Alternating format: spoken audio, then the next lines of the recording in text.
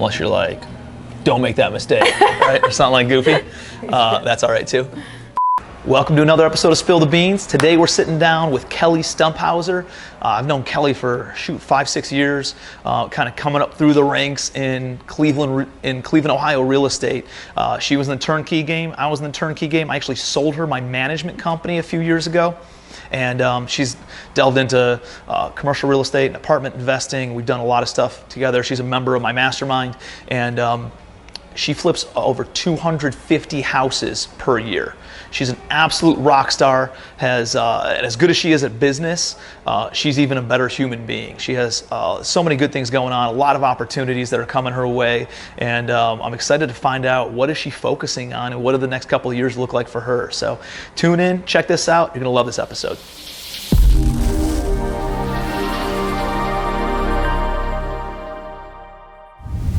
Kelly Stumphauzer, how you doing? I'm good. It's good to see you, my friend. Yeah, I know, it's awesome. So, so tell me what's going on. What's going on with business? Big year, right? Big year. I feel like every year is a big year. Mm-hmm. It's created a lot of opportunity and a lot of chaos too. Yeah. As an entrepreneur. So 2020 was your best year ever, right? From a number of houses flipped, kind of a thing. Yeah, I'd say 2020. Yeah. So last year. COVID and all. Yeah. And then this year, you're on track to smoke that, right? Smoke it. All right, so you got a lot of businesses. I kind of want to break down each one of them, and right. Let's talk a little bit about like the journey and the path and all that kind of stuff. So I know we did like a podcast that's still on the YouTube channel. Mm-hmm. So if you want to hear Kelly's background and story, hop on that for sure. But I want to talk about like next level, right? Let's talk about 202 and how you've scaled since then over the past couple of years since we did that. So, bought the management company. You're buying out other management companies and scaling that out. What was the thought process between buying the management company and then scaling that up?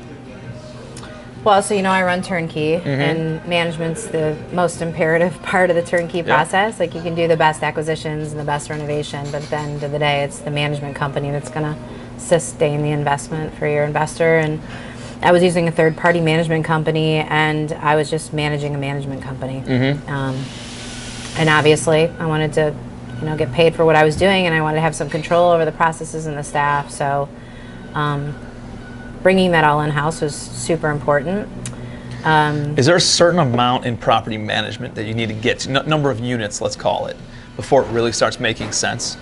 I hear everybody like break that down by unit, and I don't look at it that way. I look at it like, it's reducing expenses and it's increasing income, right? So we looked at like every category of the management company, and it's like, what do our leasing fees look like? What are we charging for maintenance? What mm-hmm. are we charging for project management?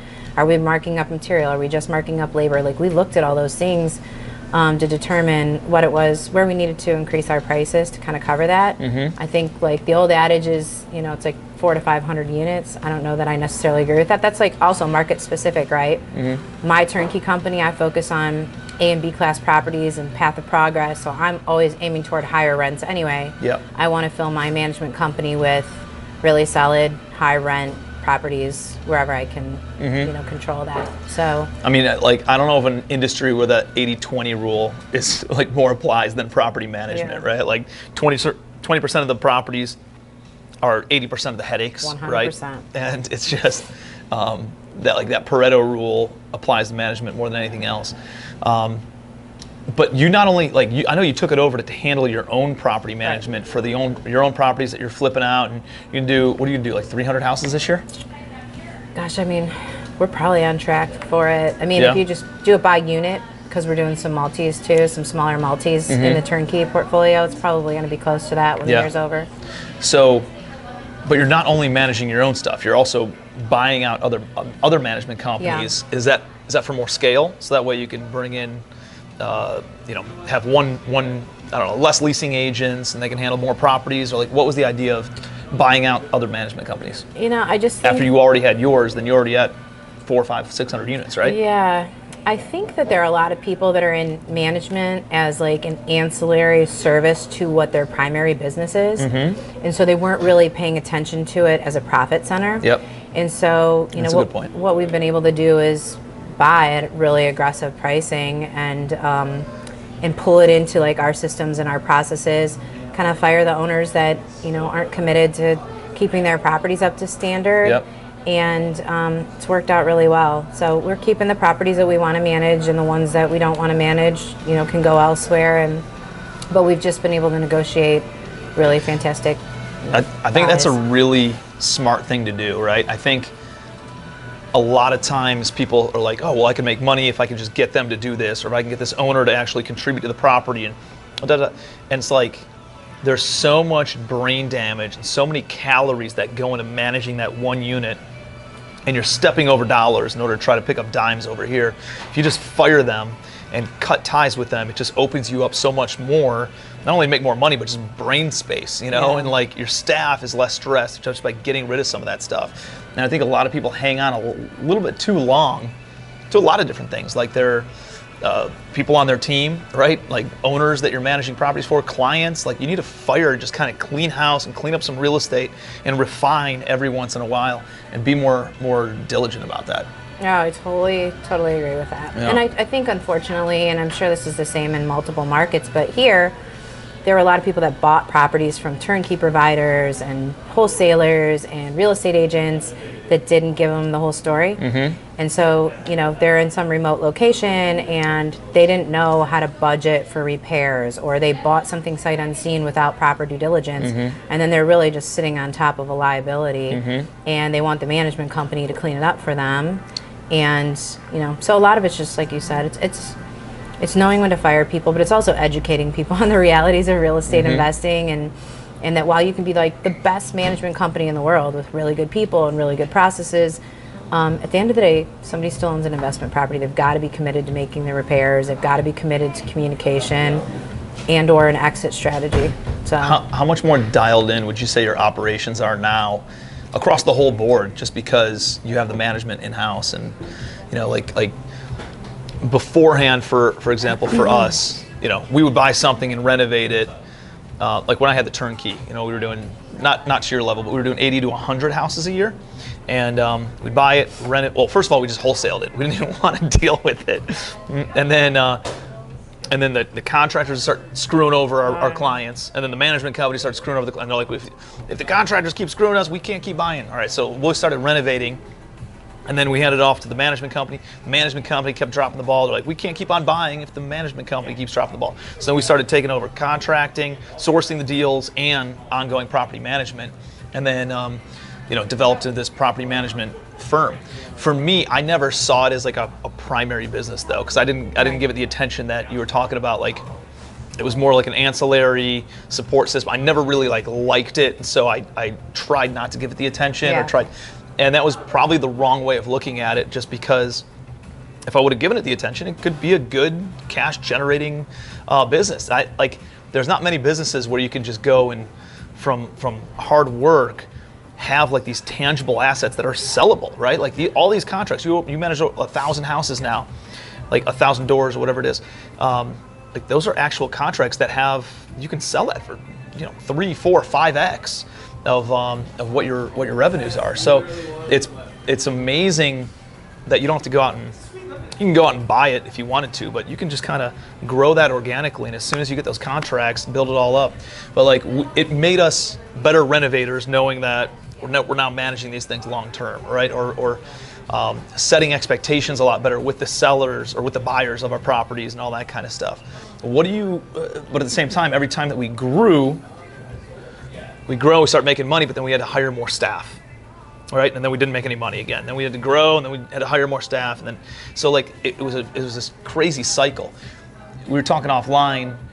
You have a different philosophy as you're talking to the team about that. So tell me about what you're doing that and how you're building that out. really it's on both sides of the business. So it's on the fix and flip business and it's in the management business. And for me, I never thought I'd say process so many times in my life because I'm an entrepreneur, right? I feel you're a visionary. I feel like I'm an engineer sometimes, but it really is. It's all systemization and process, and it's breaking it down. It's seeing where time is spent, time is lost. What's your ROI?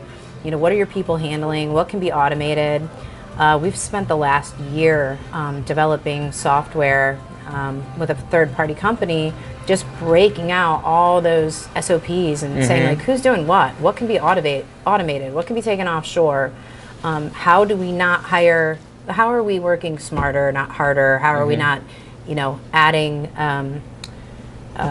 more employees, but instead like empowering our employees to just do the critical thinking stuff, and then, all the stuff that's mindless work can be automated. Tech is very useful in our industry, as it is any industry. I just don't think that there are a lot of people that are using it. Yeah.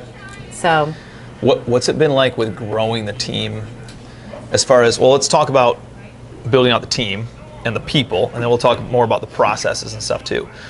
Are you running into some issues with like hiring maintenance personnel, leasing agents, and all that kind of stuff right now? Leasing agents. Just with how hot the job market is and everything? Yeah, not so much leasing agents, as there's, consistent opportunities to make income.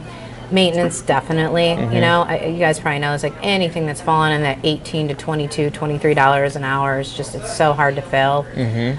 Always trying to come up with creative approaches to trying to attract new talent to the team, but that's definitely been a tough one. Yeah, whenever I think about like, how can you combat that, right? Some people are like, well, just pay more money for that maintenance person. And yeah, that's okay. Do you want to pay somebody $25, $30 an hour to change out doorknobs though? No, not really. So I'm thinking like, how can you empower tenants to take care of the unit a little bit better? Or walk them through, talk them through how to light the pilot on their furnace, or light the pilot on their hot water tank, or do more stuff like that, and kind of think outside the box versus just only thinking about solving this problem over here. So I'll give you an example, for instance, like what we're doing with the software right now to address that specifically. So it's still being built out, but essentially, right now we have a maintenance manager, and he's responsible for taking in, all the maintenance requests are submitted online, and he's looking through those, and he's going back to the owner for approval, and he's signing out the maintenance techs, and the maintenance techs typically aren't super tech savvy, and I don't want to say this is always the case, but a lot of times don't have the greatest time management skills. And so there's just like a lot of time lost, and there's a lot of revenue lost in that whole process. This new software system is going to allow tenants to submit maintenance requests. Then we have people overseas that are able to look through a list and say, like, should this be covered by management? Automatically it goes out for owner approval. That comes back in. They use a GPS system that they're dropping appointments onto the maintenance manager's schedule so that they can go in. When the work is marked completed, we can see by GPS like how long they've been at a job, so we know exactly how much time, we're paying by the hour. And then there's feedback sent back to the tenant automatically through the system. Like, are you happy with the work that's done? Has it been completed? The owner is notified. This is what I mean about the automation, systemization of it. That's hopefully going to help us be able to use the current maintenance staff that we have and just work smarter. Well, I mean, that solves problems on so many levels, right? For you guys, it's more efficient. There's less communication. Whenever there's a lot of phone calls, remember the game when we played when we were kids, we're like, play the phone call game, and all of a sudden the message that it started with and where it ends at are two completely different messages, right? So like, it eliminates a lot of that. It makes the owner happier because that maintenance person, it's not 30 minutes to drive there, 30 minutes to drive back, and the whole, they're 5 minutes away. So they don't have to bill for another 30 minutes because they're 5 minutes away and it already knows all that stuff. So it's less costly for the owner. It's more profitable, obviously, for the management company. The maintenance tech doesn't have to, it takes a lot of the thinking out of it for them. They just are told where to go and what to fix. And then the tenant's happy because there's more communication and there's multiple levels of checks and balances as well, right? 100%. So all that accountability is there, because I'm sure they have to take a picture, upload it, share it. The tenant says yes, it's done, or not, no, it's not done, and there's none of that back and forth down the road of saying I'm not paying my rent because this was never taken care of. Well, guess what? You said it was taken care of. Yeah. That's good. I like that. I like it a lot. When is that rolling out? Soon. Are you guys white labeling it? Yeah, eventually. Yeah, eventually. Yeah. Good. Not the management side, but the fix and flip side. Definitely going to white label that. The management side, the company is actually, the company that produced it is in the process of white labeling it. And I actually think it's going to be revolutionary because a lot of the big property management software systems are really good at some things, but awful at other things. And none of them are across the board. No, they're not. And as you know, I mean, property management is as much like renovation project management as it is the leasing and maintenance and rent collections and reporting and all that stuff. Yeah, for sure. Probably more so on the project management. Like that's where all the money is lost, and or where there's a lot of gaps in it, and costs can go up, or it's not done in the right timeline. And I think a lot of people, or at least what I see whenever people jump into apartments and rentals and all that stuff, they focus on like, let me go with the contractor who's the lowest price. I almost always go with the contractor that's the lowest timeline, right? Because if I have a 50 unit apartment building that rents out at $700 a month per unit, and let's say I got 20% of the units are vacant, like that's 700 times 20 is $14,000 a month, right? And let's say the construction budget's whatever, $150,000 to get them all turned, or somewhere around there. If it takes an extra 3 or 4 months to get it done, you're talking about $60,000 almost of lost revenue. Heck yeah. And guess what? You could have paid $210 in order to get it done in the same amount of time as $150. That took longer. And I would just rather have it done for peace of mind and being able to move the team along. So I think the time is far more valuable than the actual cost to complete the construction. So if you can get the construction budget down or the timeline down and automated and more predictable, that's a game changer across the board. Yeah, we're building out the construction side of the software on the fix and flip company right now. Right now we're using kind of a third-party estimating tool, and then we're using the software system to manage time and budgets, but it's going to be the key piece to everything, really, because I just had this conversation. I'm like, you can make money on the buy, right, but you either retain it or lose it in the middle. And the middle is the construction piece. And unless you're estimating properly and you have the right scopes of work and you have the right specs and you understand the material supply chain and you're hiring the right contractors and somebody's managing a Gantt chart, like there's a lot of money that can be lost in the middle. No, totally. So you got into apartments, picked up a couple hundred doors, and now you're selling almost all of it, right? Yeah.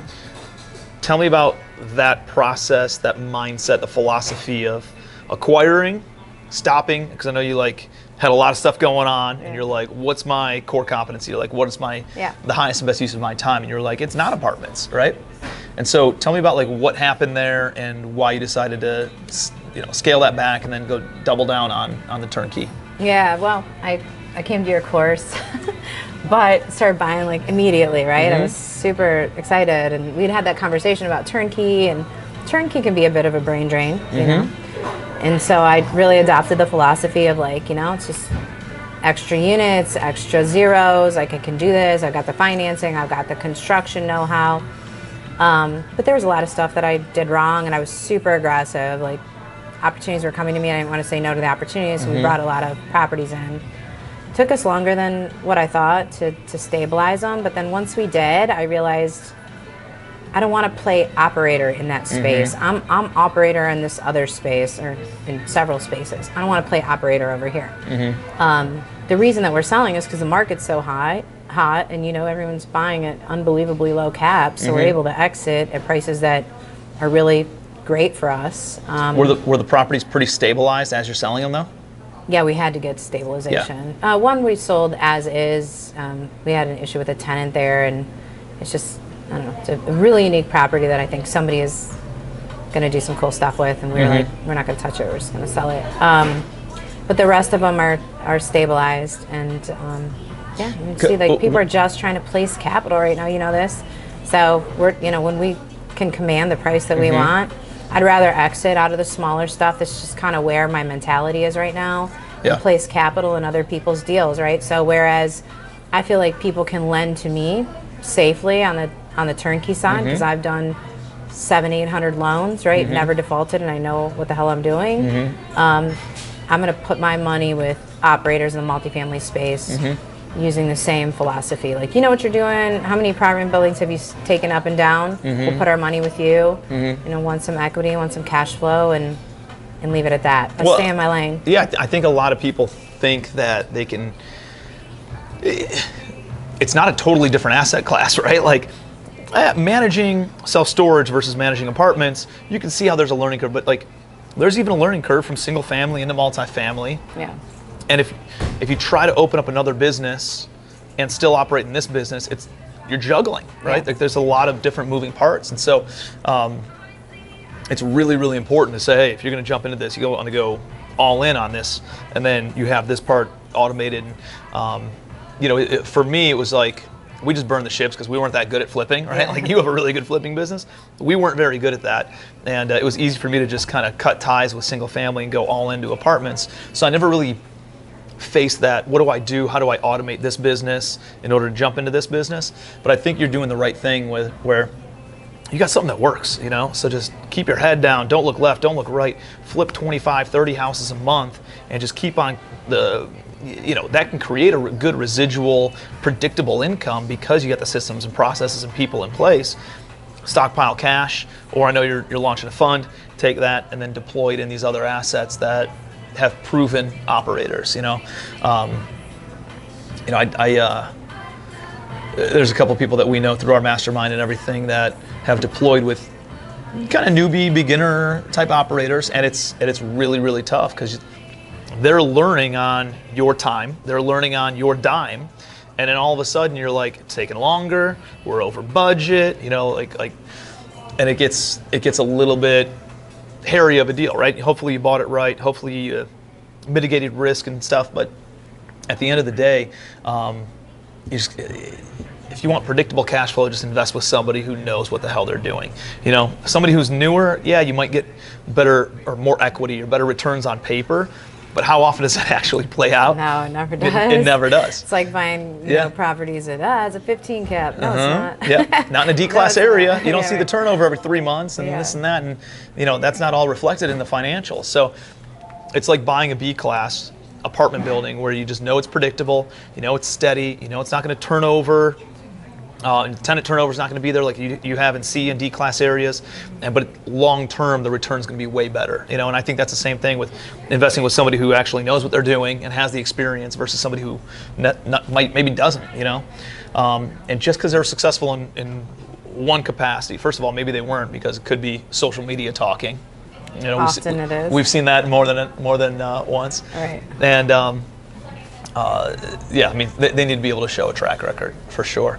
Yeah, I just like you said, you went all in on apartments, and I was just so integrated in the turnkey. Like I didn't leave that space, so I was kind of like split between the two, and we did make some hires, like people that were supposed to assist, but they weren't the greatest hires. Like I just couldn't put my full attention on it. I'm sure if I would have shut everything down and move over into multifamily, I could be an excellent operator in the multifamily for sure. space.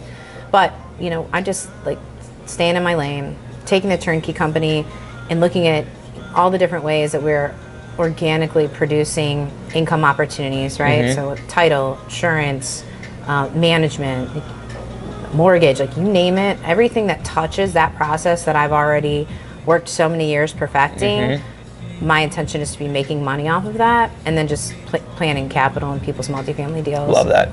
You know what I like about that is like you're figuring out ways how to make money off of ancillary businesses that are touching your primary business, versus a lot of people, I'm going to go invest in crypto, then I'm going to invest in apartments, then I'm going to invest in rolling up companies that I don't know anything about, then I'm going to go invest in this and that, and e-commerce stores and all this other. They're all new businesses, and they don't correlate on each other in any way. I was talking with Scott Hannes just before this, and he's like, dude, we're private equity, I work for private equity, we should go and roll up some businesses. I was like, dude, I know how long it takes to become an expert in any given field, right? And I'm hitting a stride in apartment buildings.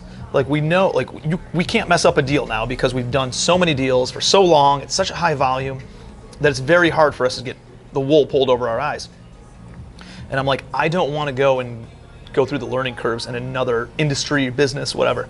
I want to find ways to roll up investment companies in apartments or apartment buildings and consolidate a bunch of portfolios and then take them public, or something along those lines where I can kind of do a roll up, but it's in something that I'm already doing instead of trying to start new shit, right? Like you already are intimately familiar with the operations of an insurance company and a title company, because you've closed 800 deals, right? So like, you know what that process looks like. It's easy to contact your title company and say, hey, listen, I need some sort of a referral fee or some sort of a fee base for bringing deals to you, or give me equity in the company and blah, blah, blah, blah. So you can do that. You can do that with the mortgage lenders. You can do that with all of it. So it makes way more sense to just get paid on all those ancillary businesses that are touching your primary business, and just increase that, you know. It's hard as an entrepreneur, as you know, because you're always just like, oh, you want to always be creating, you want to grab the next thing,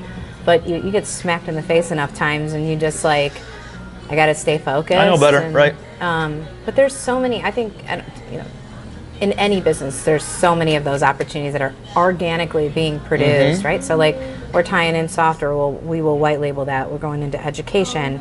You have title, you have insurance, you have mortgage, you have management, and you know, they're income streams that you can't ignore. And as you said, you know, you're already putting the work in. You're already producing for those different streams. So you should go back and listen to the Legacy Boardroom Mastermind event that we just did last week, the virtual one.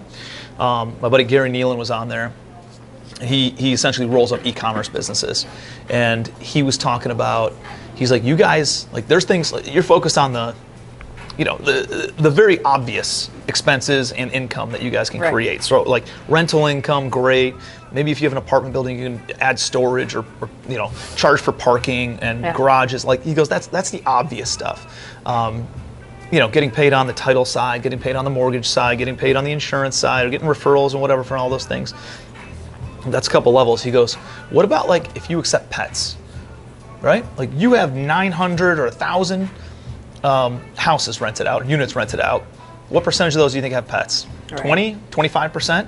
Well, guess what? That's 25 people, or 250 people, I'm sorry, that you could then offer pet insurance. You could offer, you could take some sort of affiliate offering from somebody who has, I don't know, little dog houses or something that they sell, and offer it to your tenant base, and then make a royalty on it. And that's already in your business because you already have, you know, it's just like utilities. Like people will pay you to, like, you know, take your utilities over. Trust me, we're like peeling the layers back and there's taking so every single, many. There's a lot. And there's so many things, like, you know what their buying patterns are, you know, like, they're recurring customers every single month, buying from you every single 30 days.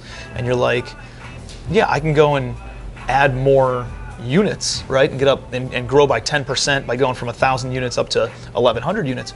Or could I just take the 1,000 tenants that I have, and what if instead of me averaging $1,200 a month, I can make $1,350 a month on it, right?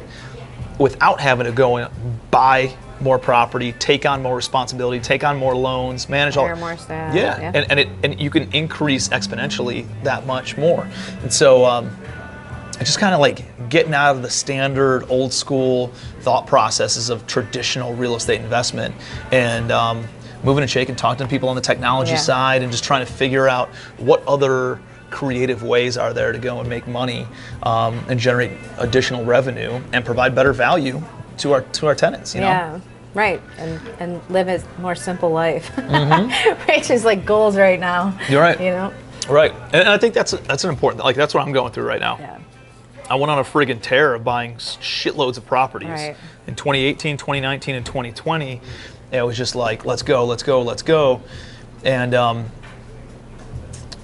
you know, obviously we went through growth, had access to capital, kept on moving. We were talking offline a little bit about like joint venture partners and stuff, and we've had some good ones. We've had some that did not execute, and it's gotten to a point where it's like I've had to pick up the pieces for so many different projects, and you know, of which I'm not getting additional equity for, I'm not getting paid for, right? It's just to do the right thing and make sure that the investors get their money back. And get the returns that we promised them.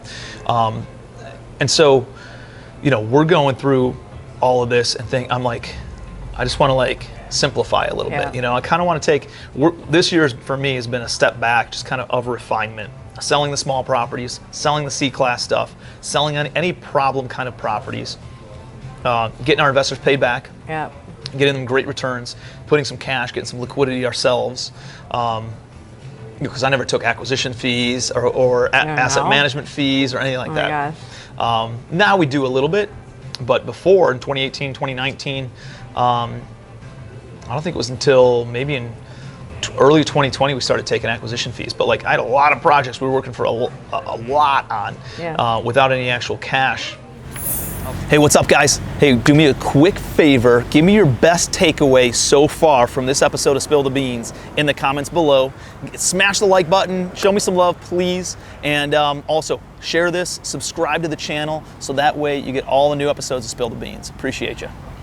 You know, this year's been a lot of just kind of getting liquid and having some, just building up the portfolio of transactions, of deals that we've done. I could show dozens and dozens of multi-hundred unit apartment complexes now and show them cradle to grave of the entire process and what we bought them for pre-COVID, sold them in the midst or after COVID, still made money, still made great returns, and clearing out the noise and just focusing on the things that we really want to focus on, which is, A and B class apartments, 100 units and bigger, in really secondary type cities, secondary type markets. That's kind of what we're looking for, Yeah. So continual improvement, right? Yeah, I think, like you grow, and then you got to always refine, step back in order to make bigger leaps forward, kind of a thing. So that's what we're going through. And Sean Whalen was on there too. You should watch his too, but he's like, dude, like, what the hell do you want? Like, focus on what do you really want. And do you feel like you have that clearly defined? I've been working on it. Yeah. Substantially, So many of us are like, what does society say I should want? Well, society says I should drive this car and I should have this kind of handbag and I could have this kind of watch or this kind of lifestyle and blah, blah, blah. But then, like, I know a lot of people who make a lot of money who hate their friggin' lives, and are not happy whatsoever. And they're always like chasing the next thing. And that's not necessarily, I'm more of a lifestyle guy, right? Like, I like nice houses, but I like the location of the house. I like to live on the beach because I can go and swim in the beach. I can take a paddle board out and go kite surfing. That's why I do that, not necessarily for, like I drive a Wrangler, It's like I don't really care about the material type stuff. Yeah, it is cool, right? It's fun. But yeah, I mean, you see, now, I've answered it for myself personally. I know what I want my day to look like. Now it's like, how do I help my team kind of get that also? That's great. And I'm trying to figure out, because Matt Carlin, he's just working his ass off all day, every day. Yep. And I can take things off of his plate and he'll just pile more shit on. And it's like, dude, how do we get you your lifestyle too? Who do we need to hire? What systems do we need to put in place? What do we want our business to look like? Maybe we don't want our business to be, 30,000 doors. Maybe we're okay with 5,000 doors, and we continue, like, we've talked about this before, but the ELF business, easy, lucrative, and fun, right? So like, now we're focused on businesses that are easy, that are lucrative, that are fun. You know what I love? I love our mastermind. Yeah. Our mastermind's awesome because we generate some revenue from it, right? We make a couple of bucks on it, not nearly what we make on the investment side, but we make some money on it. But more importantly, it's like, it's fun. We get to hang out with badass entrepreneurs 4 times a year in amazing locations, and it essentially, pays for us to go and hang out with a bunch of badass entrepreneurs, right? That's one of those things that, like, once you have one of those kinds of businesses, then you're like, how many other easy, lucrative, fun businesses are out there? How many other ELF businesses are out there, but without having to go and reinvent the wheel, or get outside your comfort zone. You're doing a coaching and consulting business, right? Rolling it out soon. Yeah, I need to. The curriculum's done. It's pretty much written. The goal is to tie in the software with the education. Mm-hmm. Right now, we can pull 150 users onto the program that specifically we have. teaching people how to do Volume flipping. So it's basically bringing like a level of sophistication to flipping, right? So there's a lot of people out there that are like flip 10 houses a year, but how do you scale up? How do you systemize to be able to do 100 a year, 200 a year, 300 a year? And we can pull people into our software system and kind of manage that process and teach everything that I've learned through the years right alongside of that. So I'm close. Hopefully that's still gonna launch this year. It's an awesome business. Like, I mean, any consulting is valuable, right? Obviously, you need to have experience, which obviously you do, but the consulting side is pretty cool because all that time and all the effort that we've created and the resources and the connections and the being able to pick up the phone and help somebody close a multi-million-dollar deal, and you're like, oh my gosh, how were you able to do that? Well, I spent the last 10 years working my ass off to develop that one contact where now I can close the deal and help you make $1 million. And that's why it makes sense for you to make this percentage and me to make this percentage, because I have that. But it's like sponsoring loans, you know? People are like, well, dude, why would you get 20% of the deal? Well, because it's taken me a decade to build my balance sheet and have perfect credit, right? Save up this amount of money, build my portfolio to this value, and blah, blah, blah, in order to be able to do this. Yeah, I'm signing on the line one time, but guess what? Like, it's going to set you up to go and close the next 50 deals to go and do it on your own, you know? But yeah, I'm excited about it. I mean, for a while, to be honest, like, I kind of shied away from it because I'm like, what's this going to add to my plate? And like, I'm not in the education space. Like this morning, I'm training 2 sales reps, and I was like, what am I talking about? Like, this is all I do, talk about day in, day out. So there's nothing to be fearful of. I'm going to take a different approach with the education piece and do more of an LMS system. So again, automating it, right? Yeah. I don't have to be in person. I will be like hosting stuff, but that's one of the things I would have done differently. Yeah. Knowing what I know now is I would have done more virtual and more digital products. That's what I'm working on. So there's a little bit more that goes into the front end, but then on the back end, it's more automated. So it's dollars and decimals, right? It's like if I invest this much into marketing, it's going to bring this many people into the education realm of what we have going on, and it's just, you know, it's a ratio from there. You actually were the one that gave me the advice because initially I was like, oh, do I do like a 101, like flipping one? So many people are reaching out to me, how do I flip a property? I'm like, oh, and you're like, that's total time suck, because you like the 80-20 years, spend 80% of your time coaching those people that are probably not going to do anything. Why don't you focus on it's the people biggest liability, yeah, right? Like they're the ones who then call, you know, the what is it, that Federal Trade Commission or whatever, in order to like make complaints, and they took my money and never did anything. Like, no, I trained you, gave you everything, and then you never did anything, right? Like, I think what you're doing is, hey, they're flipping 5, 10, 20 deals a year, and they want to get up to 100 or 200 deals a year. Those people are business people. They understand the mindset. They understand personal accountability, right? 100% ownership over their life and over their business. They've already taken chances. They've already, taken a couple lumps. Yeah, for sure. I think you were actually the one that advised me that way, so I'm thankful, and I think that that's like the perfect niche for where I'm going to be teaching. Yeah. What's the long-term goal? Is it just make money from it, or is it to drive more buyers, to drive more sellers, to drive more opportunities for you to invest from your fund into those deals, lend them money? It's all of it. It's just like we were just talking about. It's taking that core business, like, I mean, what does education spit off? Clearly it spits off revenue, but, those relationships and what that turns into is infinite.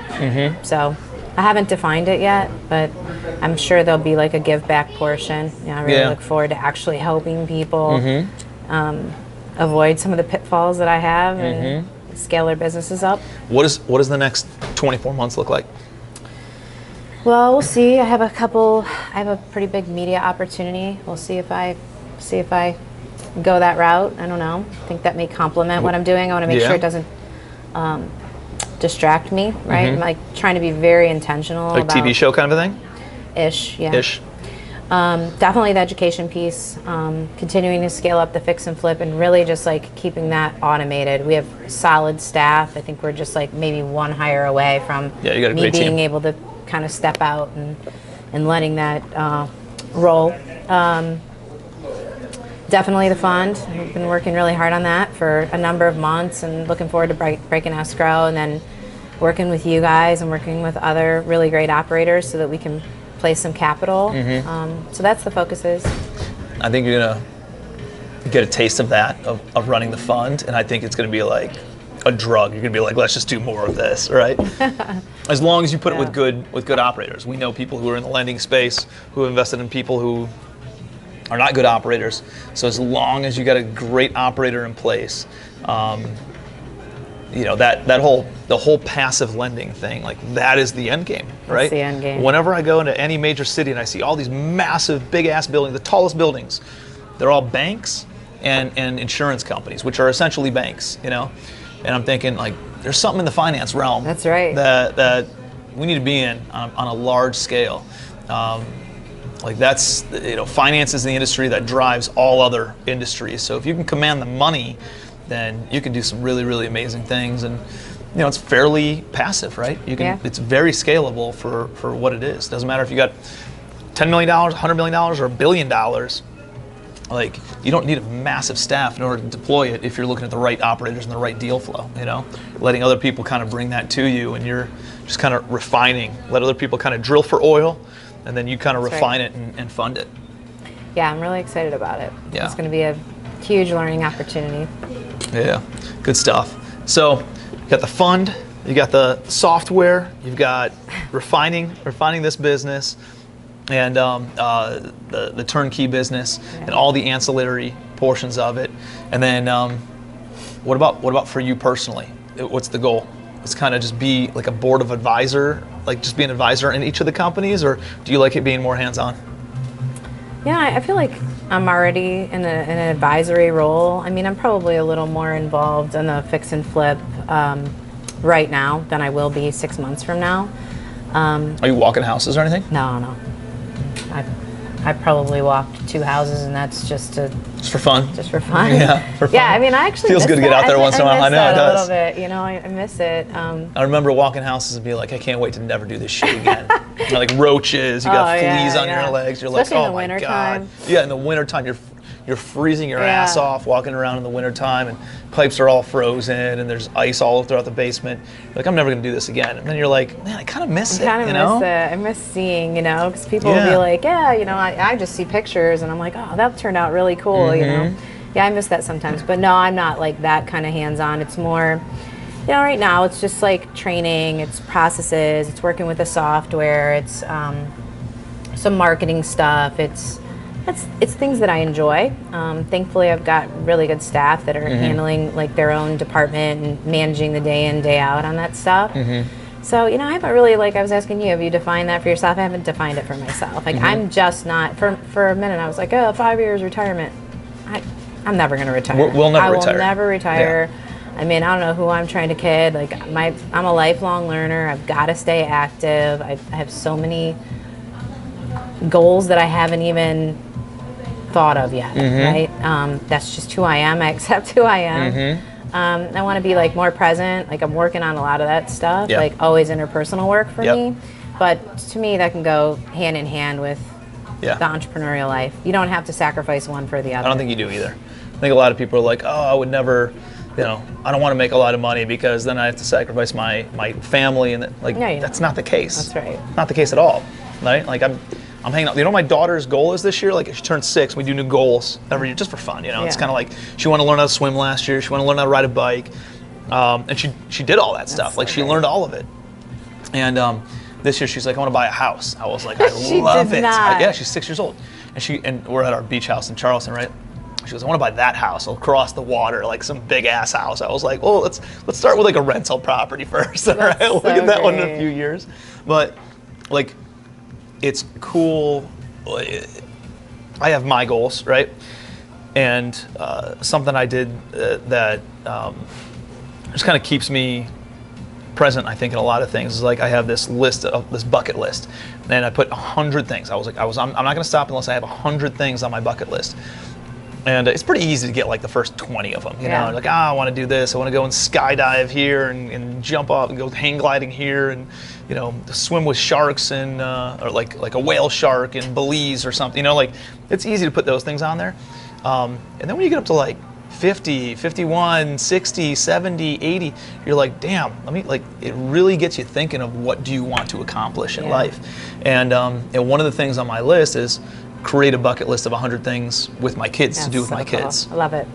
And I was like, oh, that would be fun. So like, that's more, you know, and I try to check off 3, 4, 5 of them every single year. So over the course of the next 20 years, I got it all done, and you know, keep on growing the one with the kids and stuff too. So there's simple things like, you know, become a dad, or, you know, like visit this place or visit that place, and kind of fun stuff. But like, I want to put the bucket list together with the kids and like have them add a few things every single year and make sure that can help them hit that. And yeah, it just keeps you more present, more relevant, more. That's really been my big thing, is like I've been pushing so hard, and I don't neglect family by any means, but I want to hit some of my goals with my kids. You know, like my daughter wants to learn how to play piano, so like I need to learn how to play piano so I can help teach her how to play piano. We can play piano together on some stuff. So that's kind of like where I am. And I'm on the other side of it to tell you, like, do it, because it goes so fast. You know, I'm like sending my oldest off to college. Wild. And it just like, you know, happened in an instant. Yeah.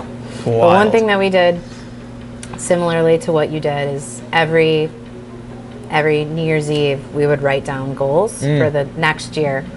We put them in this little vase, and the next year we'd open up like what were our goals and like how many did we hit, and I'd always be like, speak it into existence. Like, write it, you're gonna do it, speak it into existence.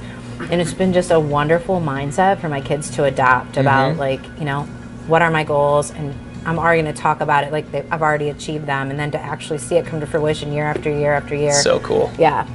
So cool.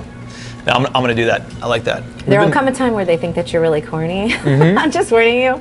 Right now they think you're cool. Eventually they're going to think you're kind of corny, but you just have to stick with it. They're going to think that their mom's corny. I'm thinking I'm always going to be the cool dad. Yeah, maybe. I'm pretty sure.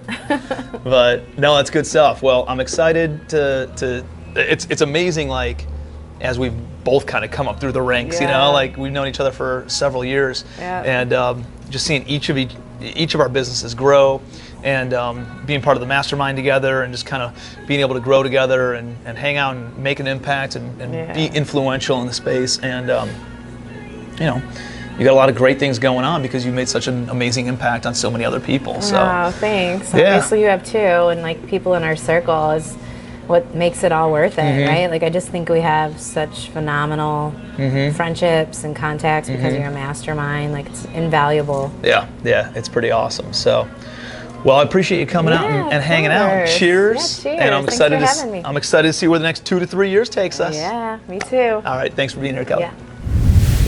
Always a ton of takeaways from Kelly. She's an amazing person, good friend of mine, and just excited to see what she's accomplished, where she's going. I know she's got some big ambitions over the next few years, and I think she's underestimating where she's actually going to be in the next 3, 4, 5 years. It's going to be, I expect some big things out of her. So she's a rock star. Make sure you're connected with her. She's got a lot of good stuff going on and is always sharing value. So connect with Kelly on social media. We'll put her contact information in the show notes. And until next time, make sure that you're liking, subscribing. Give me your biggest takeaway from today's episode down in the comments. And please share the episode if there's anybody else that you think could get some value out of this. If you got value, it's definitely going to help other people too. So until next time, appreciate you. Be your best.